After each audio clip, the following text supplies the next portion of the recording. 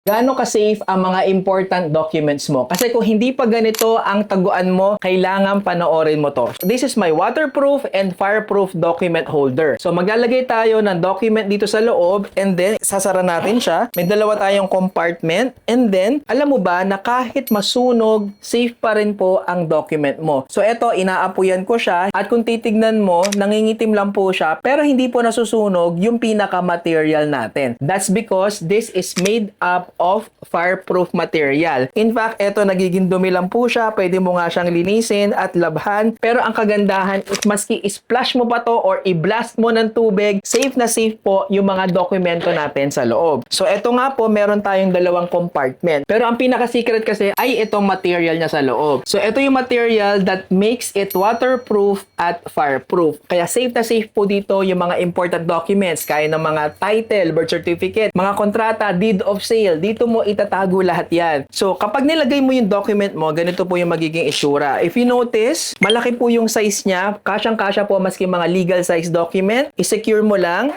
zip mo ng ganito, and then, pwede mo na siyang i-fold na ganito. Pag mag-evacuate kayo or itatago mo, pwedeng-pwede mo itago sa vault. Now, again, kahit natubigan mo pa to or ibabad mo sa apoy, safe na safe po sila. Para hindi po tayo ma-hassle in the future, make sure to secure your documents using a fireproof and waterproof material. So ano pang hinihintay mo? Click on the Shopee link. Stay safe. Peace.